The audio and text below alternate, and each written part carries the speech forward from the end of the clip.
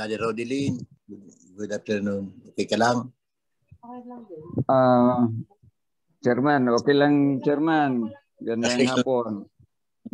Ano kaya, Brother Rodelin? Yung ano? Wala na tayong problema sa papeles? Papilis, yun nga, tinawagan ko si Engineer Manny Lanado. Medyo natagalan kasi mahal daw yung sa survey, sa geodetic.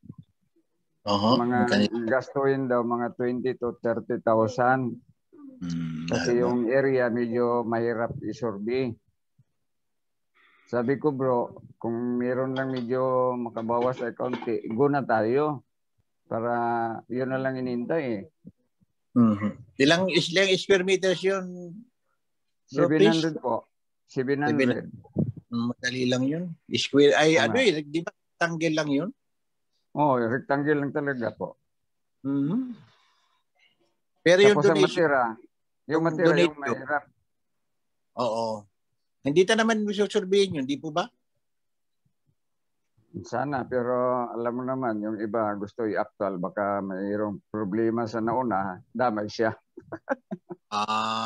So i-relocate muna ang dating boundary, yung perimeter boundary. Okay. Opo.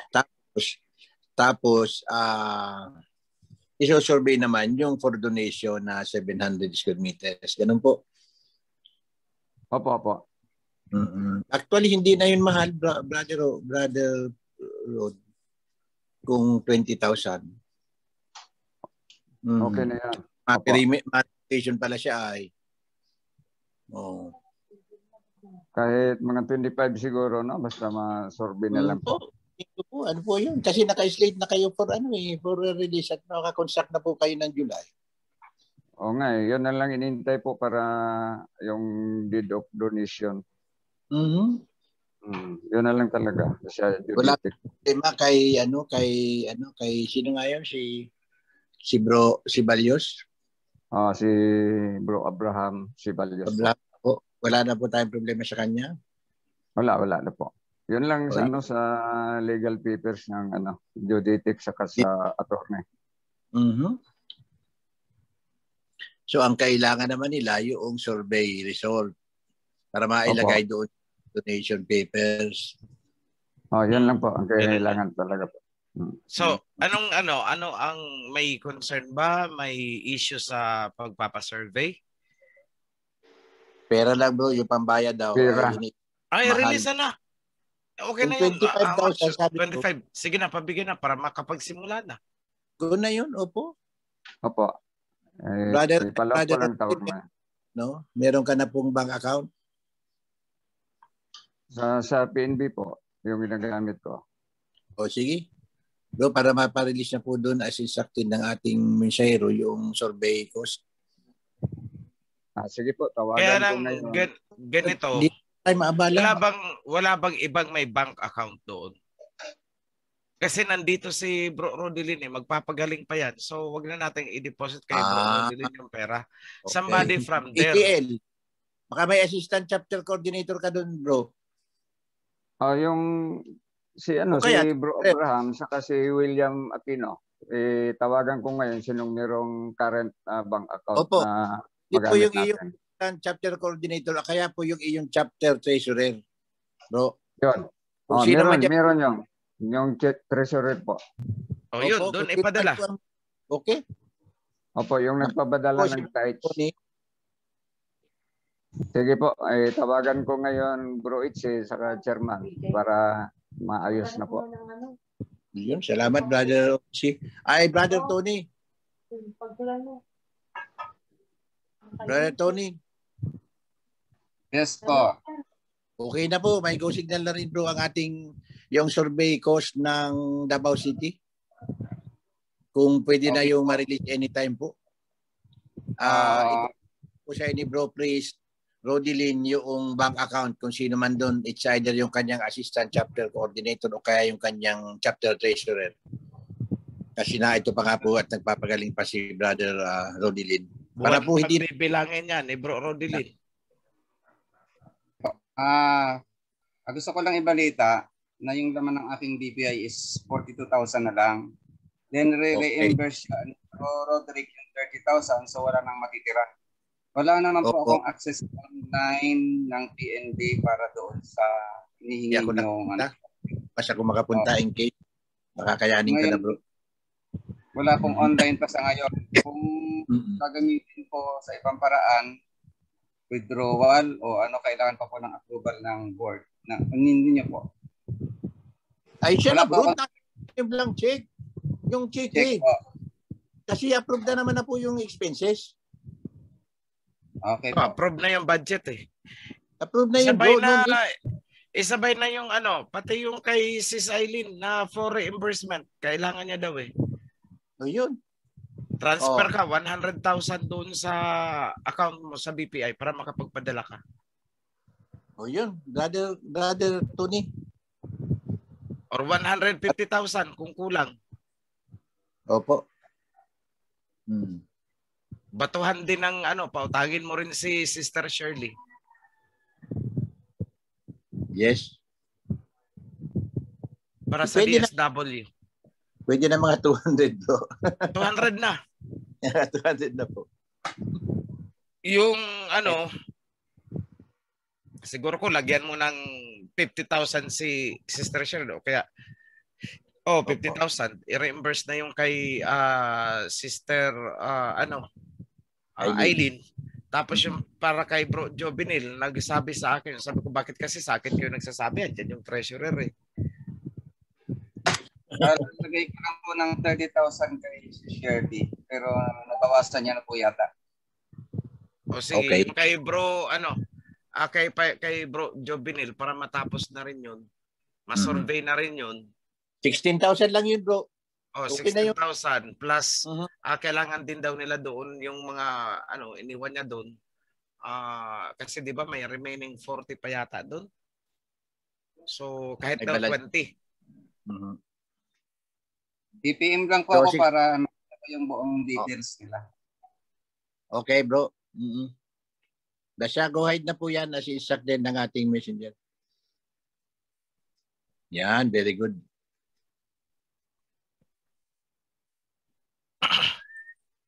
Okay ka na, bro Rodilin? Tatanungin ko lang po for clarification lang po. Yung sinamiti po ni Sis Eileen ng kanila ang tawag dito. Expenses sa loob po. Ano po yun? Yung iba po ay wala pang resibo. Okay lang po ba na hindi transparent? Ang alam ko may mga resibo yun, nakakompile. Wala pa po. Bali, lang po, na-list lang po yung niya. Then sinabi niya yung ibang gasoline is wala daw silang nakuha ang resibo. Bro, Paul, nalilimutan talaga eh. Bro, Paul, how is that? Ganito kasi, ang suggestion ko, pag nag-travel kayo, may envelope kayo, may logbook. Nagpakarga, ilagbook agad. Anong petsa? Tapos ang resibo ilagay sa envelope. Then, nag-send po sa akin yung kayang treasurer. Tinatanong po sa akin yung kanilang monthly chapter budget po. Ano po ba ito? Hindi po kasi ito alam. Saan yan? Sa Bataan po. Monthly chapter budget? Opo, meron po ako sinend sa inyo, bro. Paki-share na lang po. Hindi ko po ito alam dahil wala pa tayong na-approve na bro Tony. Pero may hinihingi po sa akin yung treasurer dahil nag-send naman po doon sa inyo. Nandiyan po yung message, pakibasa lang. Sinend ko po sa inyo. For clarification lang kasi ako mismo hindi ko rin po alam. Discuss pa natin yan nila bro Ichi, marahil yung bagay niya. O nga, wala pa tayong nakikreate na resolution dyan. Steady lang yan bro. Po. Pero ang alam ko po is nag-i-exist na po sa kanila yan dahil sabi nila nagkataon daw na wala pa silang tithes kaya nag-follow up sa akin. Anong activity? Anong mga nature ng expenses? Tingnan mo nga bro. Wala pang sinabi kaya nga po nagtatanong ako. Hindi, ganito kasi ang principle. Kapag magre-request sila, may nakalagay for what expense. Hindi tayo pwede mag-release na walang breakdown saan gagamitin. Kasi that is the practice to all chapters. Lahat ng chapters, pag humingi ng budget, may pagkakagastusan. Yun nga po. Kaya nga po nagtatanong ko dahil ako mismo hindi ko alam kung ano yung kanilang monthly budget po.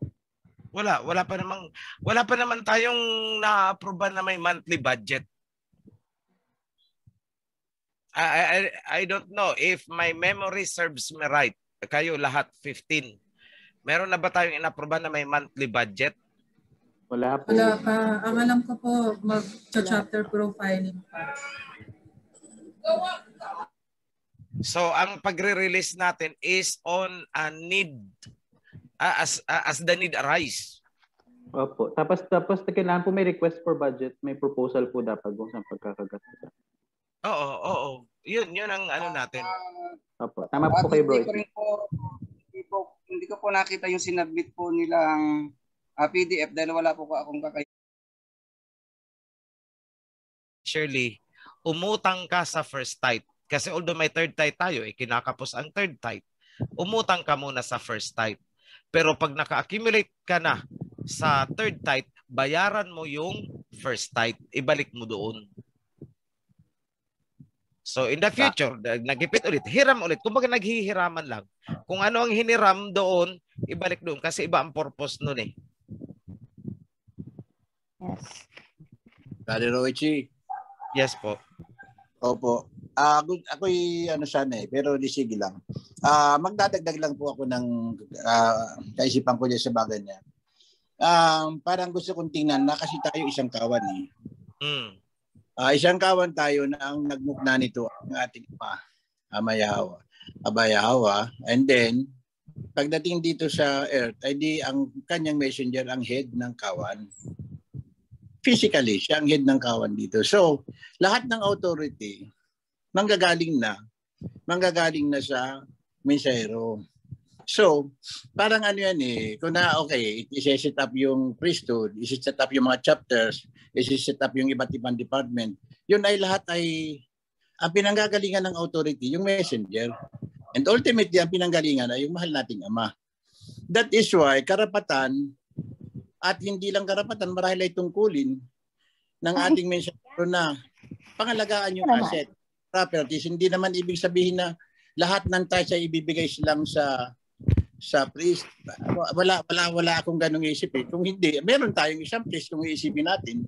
Yan ang nag-anoint sa ating mga priesthood. So kung may head ang priesthood natin, ang head niya na yung messenger. Salamat po. So sana kung ano lang, ibig sabihin yung pag-unawa natin sa bagay niyan ay ang paningin natin ay sa kabuuan nung kawan. Sa kabuuan ng kawan. So nagkaroon tayo ng separate departments and then meron tayo sa Levitical priest. Of course, dahil yan ang magpapagalaganap. Natural yun. Pero titingnan din natin dahil tayo isang kawan at pinamamahalaan tayo ng messenger, may authority talaga na mag-budget, mag-allocate ng budget ang ating mensahero. At yan nga ay ginagawa din naman yan sa pamamagitan ng board. Sa pamamagitan ng tinitiyak natin na hindi na-deprive yung need. Kasi yun naman ang importante doon. Hindi na-deprive yung need ng ating priesthood. But it does not follow na yun namang ibang needs ng kawan, ng mga members natin ay madi-deprive. That is why ina-allocate yung budget. That is why we have budgeting. Kasi kulang yung resources natin. Otherwise, kung sandami na yan, ay talagay ko wala na dong issue. But as of this time, we should let the messenger help us in doing the budget. Ganun po. Okay, pwede natin sabihin na i-insist natin na Levitical priest. Pero kung titingnan natin yan, saan ba nanggaling ang Levitical priest? Ang authority. So, parang ganun po ang kaisipan ko dyan. Para sana mula tayo lahat na pinapangalagaan ng ating mensahero, hindi lang yung priesthood. It also includes all the 93 chapters. At yan, ang delivery ng services ay sa pamamagitan ng mga departments na pinag-create sa pamamagitan ng foundation. Parang ganun po yan. Mas sana yung maging pananaw natin sa bakit. Noong panahon nila Moses, walang ganyan dahil wala pang ganyang ka-complex na organization. Marahil kaya nagkaroon din sila ng failure. We should learn from the failure. Kaya nga nandito sa panahon ito eh. We should learn. At nakikita natin na dapat may pamamahala. Kaya nga may Yes, parang yun lang po ang kaisipan ko doon. Karagdagan lang po na kaisipan para sa lahat. Salamat po. Actually, ganito yun. Ito sa mga priests. Linawin ko lang kung ano ba yung papel na ginagampanan ko. Kunwari, right now, kayo ay mga medical students. Nag-aaral kayo kung paano mag-opera ng tao. At tinuturuan ko kayo kung paano. So, kung kayo ay naging doktor at ako ang nagturo sa inyo, ano pala ako? That's it. Ako'y doktor. Kaya naturuan ko kayo. So, na-mold ko na rin kayo into priesthood. Ibig sabihin, ano pala ako? Priest. Exactly. You are a priest. Daddy messenger. So, yun lang ang gusto kong kaya sa akin is alagaan natin ang mga priest na hindi sila madi-deprive.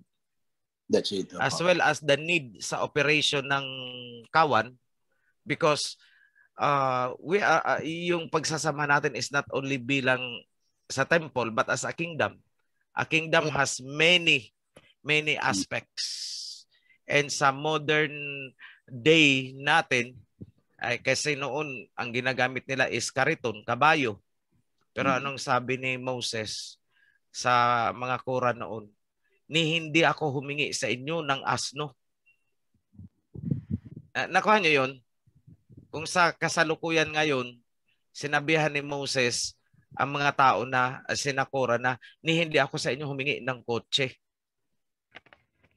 Parang ganun. Yeah, so, tama. That is my role. Kaya nga ako, I said, I live a very simple life. Hand to mouth. Hand to mouth. I don't accumulate properties. Wala. Nothing. So, sa priesthood, huwag kayong mag-alala kasi actually mas inuuna ko pa kayo kaysa sa kumbaga yung kalagayan nyo, mas inuuna ko pa kaysa sa kalagayan ko. Yun ang totoo. Yes. Alam yan ni Bro Yans. At yung one time, nagkausap kami. Madaling araw. Kami lang yun. So, he knows everything. So, sa akin lang is, kunting tiyaga lang muna. Pero as of now, ayokong mabibigatan ang sino mang priest. Ganyan, bago pa sila naging priest, may mga sasakyan na sila. Dahil ginusto nilang ng property before. And now, yung property na yan, pinapagamit nila. Kung mag-maintenance na lang ang atin. Parang bahay. Nakapagtayo sila ng bahay. O sinabi nila, ayan, gamitin nyo. Pero siguro ko naman, yung maintenance is tayo na ang gumastos. Wag na yung paghihirapan pa ng priest. So kung tumulo ang bubong, tayo na ang magpaayos. Kailangan papinturahan, tayo na ang magpapintura. Yung mga ganun ba? Natutuklap na ang dingding, i-repair natin. Ganyan po yung principle. Because in essence, yung property na yun ay ipinagamit na sa kawan. Ipinagamit na sa gawain. So in essence din, naging part yun ng templo. In essence, in terms of function, hindi structure. In terms of function, naging bahagi yun. So we maintain it. Sige Bro Rowie, any additional words? Okay po, yun na po ang may idadagdag lang po pala ako sa tungkol po kay Brother Rix na assistant priest dito sa Cebu. Kasi naghihirap din nag-serve din parehas kami. Mabudgetan man lang sa board na kahit pang sabon o pang load. Yan ang sinabi ko sa'yo. Remind mo ako pala. Thank you. Nabanggit mo. Kaya naisip ko ngayon. Kasi he is part of the Levites already. Lahat ng nagtatrabaho sa templo is part of the Levite. Kahit janitor lang yan dyan. He needs to eat. He needs to take a bath. He needs a clothing. Something like that. So isama na sa budgeting yun.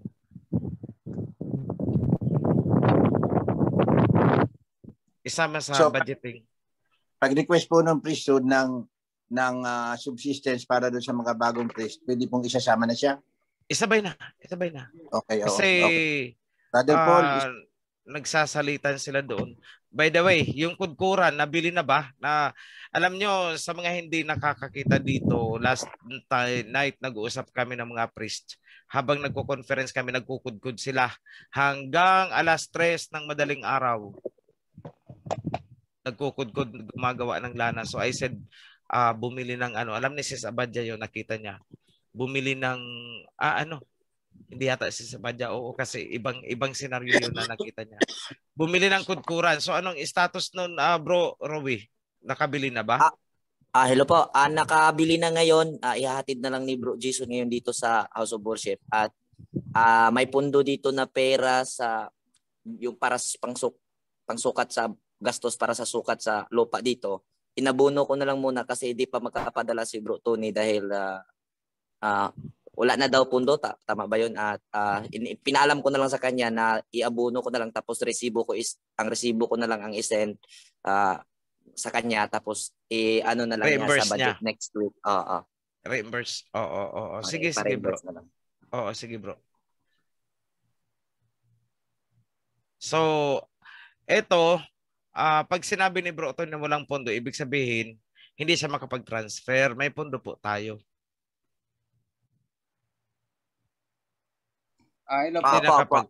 Naunawaan ko yun. Hindi pa kapag-transfer. Yun ang term na ginamit. Hello po. Kasi may limited rin po yung paglabas ng a day. So, hinihiling ko lang na magkaroon sila ng scheduling sa pag-reimburse dahil hindi kaya ng isang araw lang kung magsasabay-sabay. Sabay-sabay, oo. For the time being lang naman yan habang hindi pa na-activate yung online natin. Pero pag na-activate na ang online natin, kasi alam ko ngayon hanggang 50,000 a day lang ang pwedeng i-release ni Bro Tony. Tama, Bro Tony? Yes po.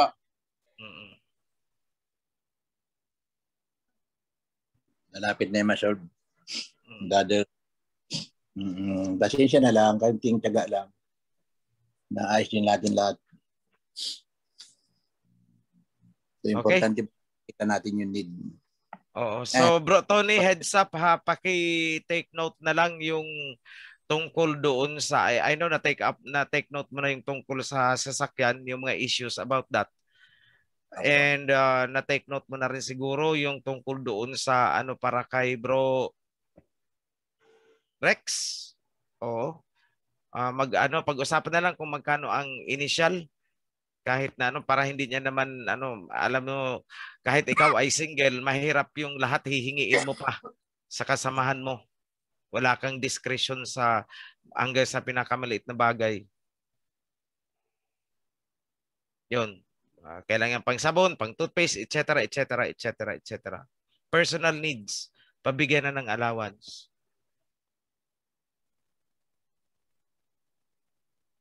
Okay.